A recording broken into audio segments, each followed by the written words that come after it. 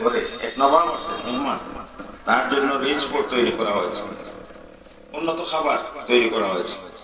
তো খাবার দেওয়ার সময় হয়েছে, এই সময়ে শেষ হল হিন্দু রহমতুল্লাহ ওই ঘরে ছিলেন। তো তিনি ভাবলেন যে আমি এখান থেকে আস্তে আস্তে চলে যাই, খাবার নবাবকে খাবার দেওয়া হবে, আমার এখানে না থাকাই ভালো। তিনি আস্তে আস্তে উঠে না, শেষরে শেষরে উনি দরজার দিকে যাচ্ছেন। এটা লক্ষ্য করছেন নানুতুল ইসলাম রহমতুল্লাহ। তো উনি ওনার জায়গা থেকে উঠে গিয়ে ওই শেখ হাতে ধরছেন, ছাত্র হাতে ধরে বলতেছেন কোথায় যাচ্ছ তুমি? তারপরে নবাবের দিকে আঙ্গুল দিয়ে বলতেছেন যে ইনকে সাথে মেরা কে তাল্লুক, তার সাথে আমার কি সম্পর্ক?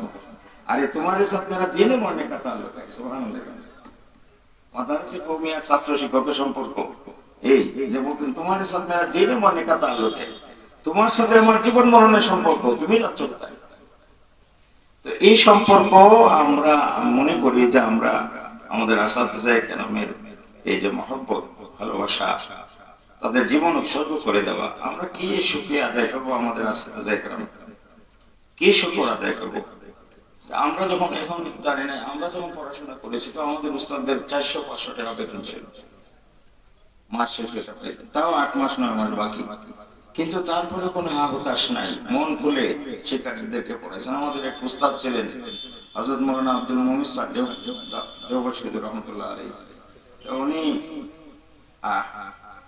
ফজরের আগে তাহাজ্জুদের সময় উঠেও জালালাইন শরীফের এক সবক পড়াইতেন, ফজরের পরেও পড়াইতেন, মাগরিবের পরেও পড়াইতেন, 18 ঘন্টা পড়াশোনার মধ্যেই থাকতেন।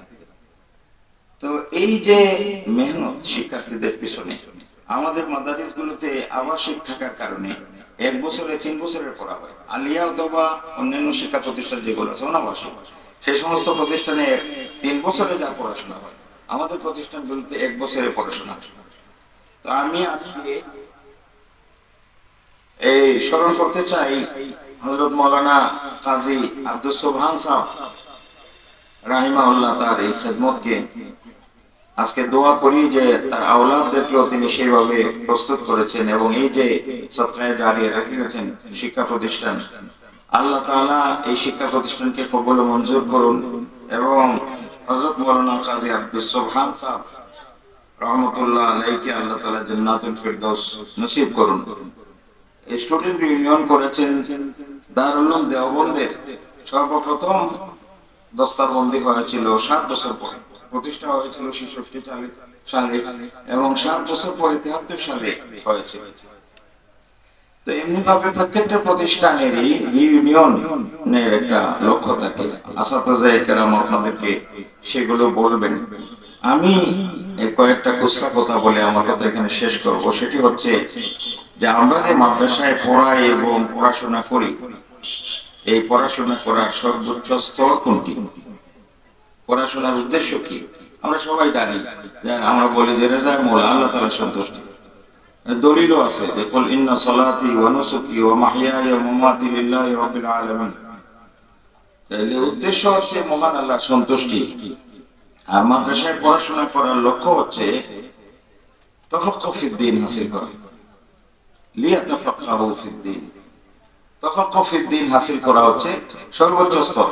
কাজেই এখনো তারা শিক্ষার্থী, তাদের লক্ষ্য হওয়া উচিত যে আমি স্তরে যাইতে চাই, উলুমে শরিয়ার উপরে আমি মাহির হব, উলুমে শরিয়া, উলুমুল কোরআন, উলুমুল হাদিস, উলুমুল ফিকহ, এর উপরে আমি দক্ষতা অর্জন করব, এবং আমার কাজ কি হবে সেটাও আমার মালিক পরিষ্কার করে বলে দিয়েছেন, ওয়ালিয়ুনযিরু কওমাহুম ইযা রাজাউ ইলাইহিম লাআল্লাহুম ইয়াহযারুন।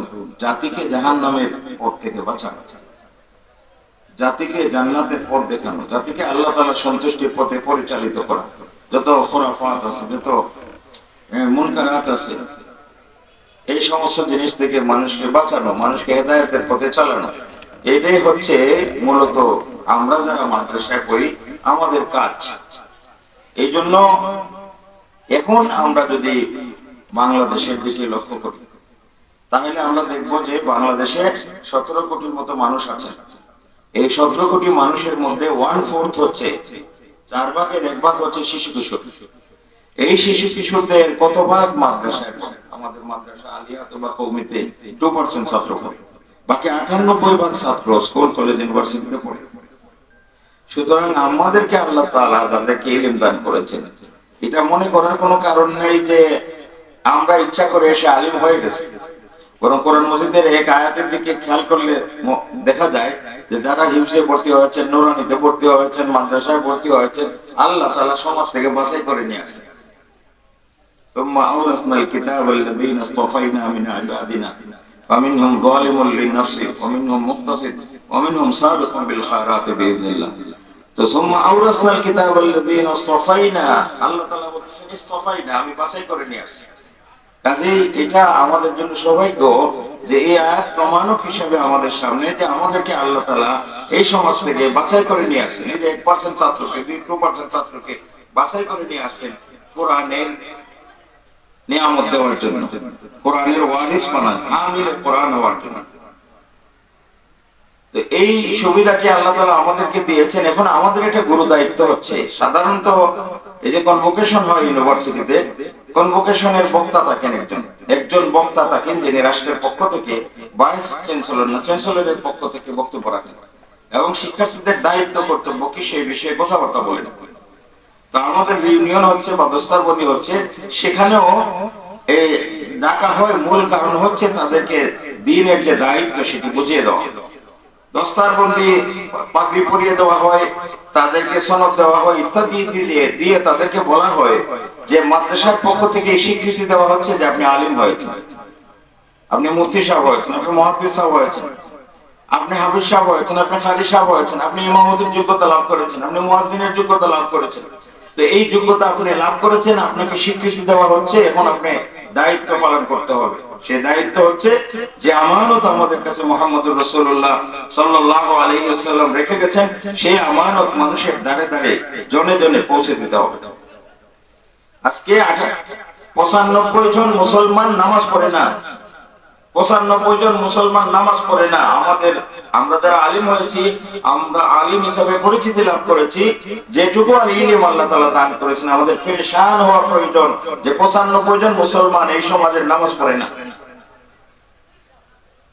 তাদেরকে নামাজি বানানোর জন্য আমাদের পেরেশান হতে হবে, মানুষকে কোরআন শেখানোর জন্য। কোরআনের যে নিয়ামত আমাদের কাছে আছে, কোরআনের যে আমানত আমাদের কাছে আছে, সেই আমানত তাদের খেদমতে পৌঁছে দেওয়ার জন্য আমাদের পেরেশান হতে হবে। মনে হয় যে আমাদের অনেকগুলো বোর্ড আছে, নাদিয়াতুল কোরআন, নুরানি অথবা এরকম আরো বোর্ড আছে, এরকম বোর্ডের মাধ্যমে আমরা এখনো পর্যন্ত বাংলাদেশে 10% মানুষকে কোরআন শিক্ষার আওতায় আনতে পারিনি।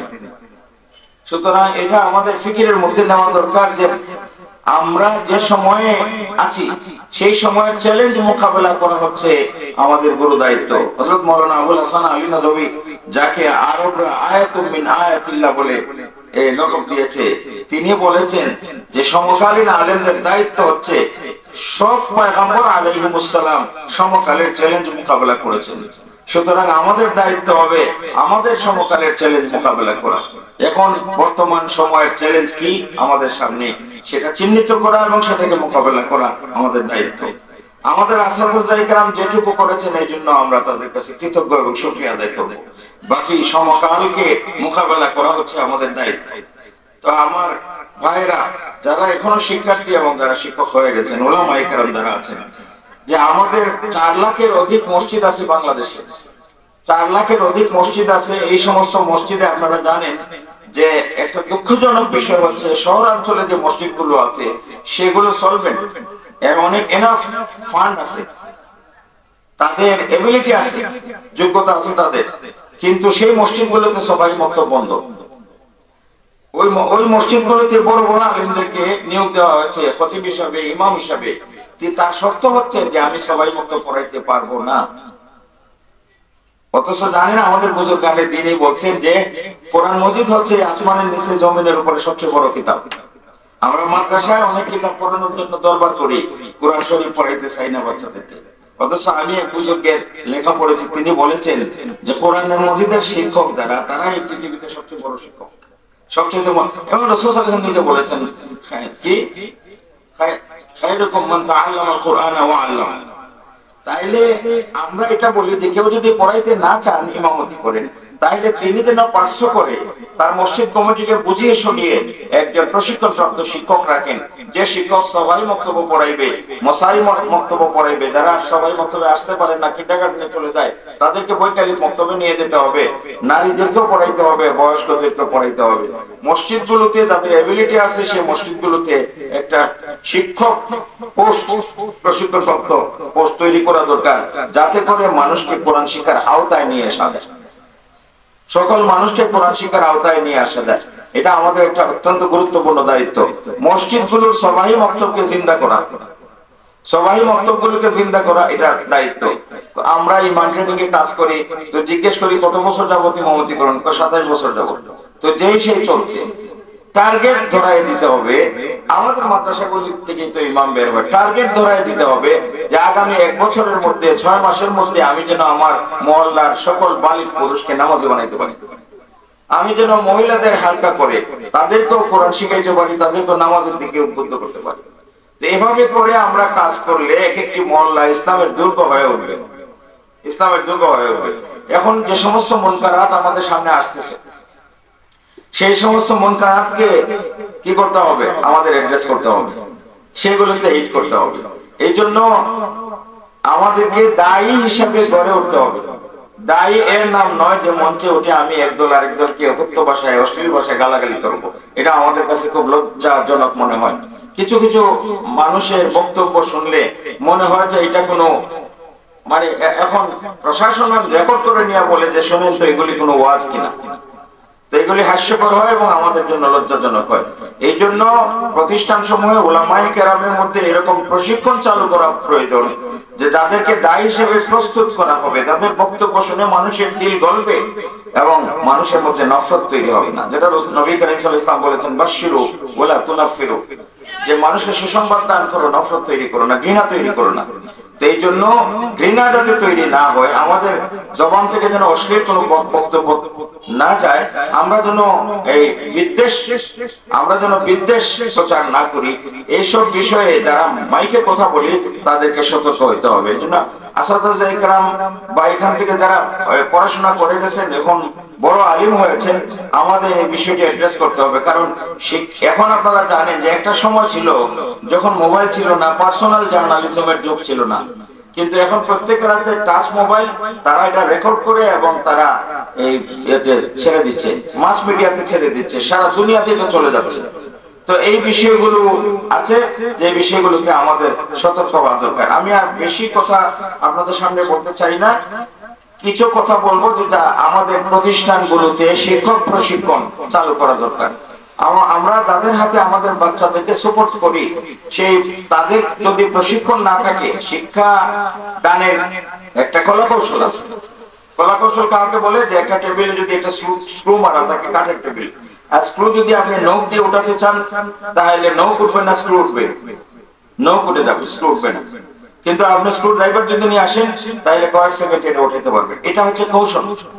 কাজে বাচ্চাদেরকে পড়ানোর কৌশল আছে, বাচ্চাদেরকে পড়ানোর কৌশল আছে, কিশোরদেরকে পড়ানোর কৌশল আছে। মানুষের জীবনের বাঁকে বাঁকে ইসলামের শরিয়ার মাসাইল হুকুম পরিবর্তন হয়েছে। আপনি দেখেন যে জন্ম থেকে 2 বছর পর্যন্ত সন্তান দুধ পান করে, এটা তার একটা সময়কাল। জন্ম থেকে 2 বছর, 2 বছর পর্যন্ত তার শিক্ষা নেই, কোনো কিছু শিখতে পারেন। আবার 3 বছর থেকে তার শিক্ষা আছে, 3 বছর থেকে তার শিক্ষা আছে, সে 2 থেকে 3 বছর, 1 বছরের মধ্যে 200 শব্দ মুখস্থ করতে পারে। সুতরাং 200 শব্দ কি মুখস্থ করবে এটা নির্ভর করে তার পরিবেশের উপর, তার পিতামাতার উপর, তার ঘরের কি শব্দ উচ্চারিত হচ্ছে এটার উপর নির্ভর করে। সুতরাং সেই ক্ষেত্রে ঘরকে বিদ্যালয়ের প্রতিচ্ছবি বানাতে হবে। আমাদের অভিভাবক সভা বেশি বেশি করা দরকার এবং তাদেরকে বলতে হবে যে ঘরকে বিদ্যালয়ের প্রতিচ্ছবি বানাতে হবে। তারপরে 3 থেকে 6 পর্যন্ত আনুষ্ঠানিক শিক্ষা নাই। আনুষ্ঠানিক শিক্ষা শুরু হয় আমাদের দেশে, আপনারা দেখছেন যে 6+, 6 বছর পূর্ণ হয়ে 7 বছরে পদার্পণ করলে তার প্রাতিষ্ঠানিক শিক্ষা শুরু হবে, আনুষ্ঠানিক শিক্ষা শুরু হবে। কিন্তু এর আগে শিক্ষা আছে কিনা বলে আছে, সেটা কি বলে, সেটা হচ্ছে অনানুষ্ঠানিক শিক্ষা। তো অনানুষ্ঠানিক শিক্ষা কি? অনানুষ্ঠানিক শিক্ষা হচ্ছে যে সেখানে আনুষ্ঠানিকতা থাকবে না, কিন্তু পরিবেশ থেকে বাচ্চারা শিখবে। এই জন্য তানভী সাহেব রহমাতুল্লাহি বলেছেন যে কোনো ঘরে যদি বাচ্চা থাকে, তাহলে সেখানে মসনুন যে দোয়াগুলি আমরা মনে মনে পড়লেও বা আমার নিজের কানে শোনার মতো পড়লেও এটার হক আদায় হয়ে যায়, সেই দোয়াগুলি জুড়ে পড়ার জন্য। কাদের সাথে? বাচ্চাদের সাথে। বাচ্চাদের সাথে জুড়ে পড়তে হবে। তাহলে এই পরিবেশ থেকে তাদেরকে আমি বললাম না, তাদের উপর চাবুক চালাইলাম না, তাদেরকে হুকুম দিলাম না, কিন্তু সে শুনতে শুনতে শুনতে শুনতে সেটা মুখস্থ করে ফেলবে। বাবা যখন সালাম দিয়ে ঘর থেকে বের হবে আর সালাম দিয়ে ঘরে প্রবেশ করবে, এটা যখন নিয়মিত করতে থাকবে, তো বাচ্চাটা দেখবে তাকে সালাম মক্তবে এসে শিখতে হবে না, সে ঘর থেকে শিখে ফেলবে। যে আমার বাবাকে আমি দেখছি যে ঘর থেকে বের হওয়ার সময় তিনি বলেন আসসালামু আলাইকুম রহমতুল্লাহ, ঘরে প্রবেশ করার সময় বলেন আসসালামু আলাইকুম রহমতুল্লাহ। এই জন্য মসনুন দোয়াগুলোর চর্চা এবং চাষ যদি ঘরে হয়, এই জন্য আমাদেরকে একটু কাজ করতে হবে। আমাদের এখন বুজুর্গ গানেদিন বলেন যে অভিভাবক সভা ঘন ঘন করার জন্য, প্রতি মাসে অভিভাবক সভা করার জন্য অভিভাবকদের কিছু জিম্মাদারি আছে। তারা যদি আমাদের শিক্ষকদের সাথে সমান্তরাল ভাবে, যেমন কলার একটা ছড়ি যদি হয়, তাইলে দেখবেন যে দুইটা বাঁশ দিয়ে ঢেকা দেওয়া হয়। একটা বাঁশ হচ্ছে উস্তাদ আর একটা হচ্ছে অভিভাবক। এই অভিভাবক এবং শিক্ষকদের মধ্যে যদি যোগাযোগ থাকে, তাহলে আমাদের বাচ্চারা দ্রুত উন্নতি করতে পারবে। অভিভাবকদের কিছু দায়িত্ব আছে ঘরে, সেই ঘরের দায়িত্ব। এখন ঘরে যদি নামাজ না থাকে, ঘরে কোরআন না থাকে, তাহলে আপনি কোরআনওয়ালা বাচ্চা বানাইতে চাচ্ছেন, নামাজওয়ালা বাচ্চা বানাইতে চাচ্ছেন, মাদ্রাসাতে নামাজ এবং কোরআন শিখাইতেছেন, ঘরে গিয়ে সে টেলিভিশন চলতেছে, এটা কন্ট্রাডিকশন, এটা সে বেশি দিন বজায় রাখতে পারবে না। এই জন্য অভিভাবককে অবশ্যই বলতে হবে যে আপনার ঘর থেকে গোনার বাক্স আপনি অপসারিত করবেন। তো আমি আপনাদের সামনে আসছি, কিছু খুচরা কথা বললাম যে আমাদের বাংলাদেশ এখন আমাদের সামনে, বাংলাদেশের শিক্ষা, জেনারেল শিক্ষা কোন দিকে যাচ্ছে, বাংলাদেশের সংস্কৃতি কোন দিকে যাচ্ছে, আমরা সবাই সম্যক অবগত। কাজে এই পরিস্থিতি আমাদেরকে মোকাবেলা করতে হবে এবং আমাদেরকে মোকাবেলা করতে হবে কোরআন দিয়ে। এজন্য আমি কোরআনের ছোট্ট এক আয়াত অংশ আমি তিলাওয়াত করেছি, সেটি হচ্ছে ওয়াজাহিদ বিহি জিহাদান কাবীরা ওয়াজাহিদ বিল কোরআন জিহাদান কাবীরা। কোরআনের মাধ্যমে তোমরা বড় জিহাদ করো। সুতরাং কোরআনের শিক্ষা কি? আমি এই প্রতিষ্ঠানকে বলবো যে কোরআন মাহফিল বা কেরাত মাহফিল, এটা এখনকার ওয়াজের চাইতে কেরাত মাহফিল, কেরাত সম্মেলনের প্রভাব মানুষের মধ্যে বেশি হয়। এই জন্য এটা হইতে পারে। এবং আমরা কোরআন চর্চাকে এমন ভাবে পৌঁছাতে হবে নারী পুরুষ সকলের মধ্যে। আলহামদুলিল্লাহ 20 বছর আগে থেকে কোনো মহিলা হাফেজা পাওয়া যেত না। এখন আল্লাহ তাআলা শুকর যে হাফিজখানা হচ্ছে মহিলাদের জন্য, এবং সেখান থেকে কম সময়ের মধ্যে আমাদের মেয়েরা হাফিজা হয়ে যাচ্ছে, কারিয়া হয়ে যাচ্ছে, আলিমা হয়ে যাচ্ছে, এটি হচ্ছে। এবং তাদেরকে শিক্ষা ক্ষেত্রে কাজে লাগাতে হবে। এবং আমি মনে করি যে আমাদের এই পৃথিবীতে আসমানের নিচে জমিনের উপরে সর্বশ্রেষ্ঠ পেশা হচ্ছে শিক্ষকতা। কারণ হলো সমস্ত আম্বিয়া কেরামকে আল্লাহ তাআলা মানবতার শিক্ষক হিসেবে প্রেরণ করেছেন, এবং শিক্ষকদেরও হাজার হাজার সাবজেক্ট আছে, হাজার হাজার সাবজেক্ট আছে। এখন কৃষি বিশ্ববিদ্যালয়ে ঢুকলে দেখবেন 100-এর উপরে ফ্যাকাল্টি, মেডিকেল বিশ্ববিদ্যালয়ে ঢুকলে দেখবেন 100-এর উপরে ফ্যাকাল্টি। আপনি একটা জেনারেল বিশ্ববিদ্যালয়ে ঢুকলে দেখবেন ফ্যাকাল্টির অভাব নাই। তাইলে সেখানে হাজার হাজার বিষয় সাবজেক্টের উপরে ছাত্র লেখাপড়া করে। সর্বশ্রেষ্ঠ সাবজেক্ট কোনটি? সেটি হচ্ছে কোরআন। সর্বশ্রেষ্ঠ সাবজেক্ট হচ্ছে কোরআন। কেন? যে এর উপরে মানুষের হেদায়েত নির্ভর করে। কেমন? শাহরু রমাদান আল্লাযী উনজিলা ফীহিল কুরআন হুদাল লিন-নাস ওয়া বায়িনাতিন মিনাল হুদা ওয়াল ফুরকান। কোরআনের উপরে মানুষের হেদায়েত নির্ভর করে। এজন্য কোরআনের তিলাওয়াত, কোরআনের উপরে ঈমান, ঈমান বিল কিতাব, কোরআনের সহিহ শুদ্ধ তিলাওয়াত, কোরআনের আজমত, কোরআনের মহব্বত, কোরআনের ইতাআত, এই বিষয়গুলোকে মানুষের কাছে পৌঁছাতে হবে যে এটা হচ্ছে আমাদের দায়িত্ব। আসুন আমরা এই দায়িত্ব পালনে আমরা সচেষ্ট হই এবং শিক্ষকতাকে আমরা সর্বাধিক গুরুত্ব প্রদান করি পেশা হিসেবে। এর পাশাপাশি আমাদের জন্য ইনকাম জেনারেট কিছু থাকতে পারে, ইনকাম সোর্স আমাদের ভিন্ন থাকতে পারে, কিন্তু আমরা মাদ্রাসায় পড়াশোনা করে যেন কোনো না কোনো ভাবে কোনো না কোনো প্রতিষ্ঠানের সাথে শিক্ষকতার এই সম্পর্কটি রাখি। কেননা মুহাম্মদুর রাসূলুল্লাহ সাল্লাল্লাহু আলাইহি ওয়াসাল্লাম বলেছেন ইন্নামা বুইসতু মুআল্লিমা, এবং রাসূল সাল্লাল্লাহু আলাইহি ওয়াসাল্লাম এই কথাও বলেছেন যে আনা লাকুম মিসলুল ওয়ালাদি মিসলুল ওয়ালাদি ওয়ালাদিহি, যে আনা লাকুম মিসলুল ওয়ালাদি ওয়ালাদিহি, যে আমি তোমাদের জন্য পিতার মতো, সন্তানের পিতার মতো। তো ছাত্র শিক্ষকের সম্পর্ক কেমন হবে সেটা নবী করিম সাল্লাল্লাহু আলাইহি ওয়াসাল্লাম হাদিসে বলেছেন যে ছাত্র শিক্ষকের সম্পর্ক হবে পিতা পুত্রের মতো, পিতা পুত্রের মতো সম্পর্ক হবে, এবং তাদেরকে সন্তানের স্নেহ দিয়ে পড়াবেন, সন্তানের স্নেহ দিয়ে পড়াবেন। এই জন্য আপনারা দেখেন প্রত্যেক শিক্ষক যারা জগৎ বিখ্যাত হয়েছেন, ইমাম বুখারী সাহেব রাহমাতুল্লাহ আলাইহি তার শাগিরদের সাথে কেমন সম্পর্ক ছিল, ইমাম তিরমিজি রহমতুল্লাহ তার শাগিরদের সাথে কেমন সম্পর্ক, ইমাম আবু হানিফা সাহেব রহমতুল্লাহ তার শাগিরদের সাথে কেমন সম্পর্ক ছিল। ছাত্রদের জন্য তারা সর্বস্ব ত্যাগ করেছে। তা আমাদের শিক্ষকদের মধ্যে এটা আছে। আমরা শুকরিয়া আদায় করি হযরত মাওলানা কাজী আব্দুস সুবহান সাহেব রাহিমাহুল্লাহ, তিনি যে খেদমত জারি করে গেছেন, তার আওলাদগণ করিম ইবনুল করিম হযরত মাওলানা কাজী আব্দুর রহমান সাহেব এখানে উপস্থিত আছেন। ওনার ওয়ালিদা জীবিত আছেন। তিনি বয়সও মাদ্রাসার জন্য আমরা বক্তব্য শুনেছি এখানে আছেন। এই মাদ্রাসার পক্ষ থেকে যুগপূর্তি স্মারক আল আজকার বের হয়েছে। আপনারা সবাই একটা করে নিয়ে যাবেন। আমি এখানে দেখলাম উল্টে লেখাপড়া করে বক্তব্য রাখবেন। বড় আলেমদের জন্য আসমানিত উনি আসছিলেন ওই ৮০ দশকের দরগা মাদ্রাসায়। তখন তালিবুল ইলমদের জন্য আকবর বিনি করা হারাম, নিষেধ। তাদের একমাত্র কাজ হচ্ছে পড়াশোনা এবং সেগুলোর কিতাবী মেহারত, ফন্নি মেহারত হাসিল করা, সেটা হচ্ছে আমাদের দায়িত্ব।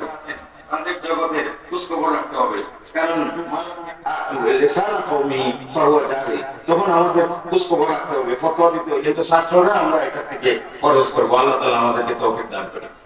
তো যারা এই চমৎকার আয়োজনে চিন্তা করেছেন, যারা সহযোগিতা করেছেন, মেহনত করেছেন, কষ্ট করেছেন, যারা আল্লাহ এটা উত্তরোত্তর বৃদ্ধি পাক, এই তাআল্লুকে আল্লাহ তাআলা আমাদের জন্য জান্নাতের বিনিময়ে কবুল করুন। আপনাদের সবাইকে ধন্যবাদ জানিয়ে আমার কথা শেষ করছি। আসসালামু আলাইকুম।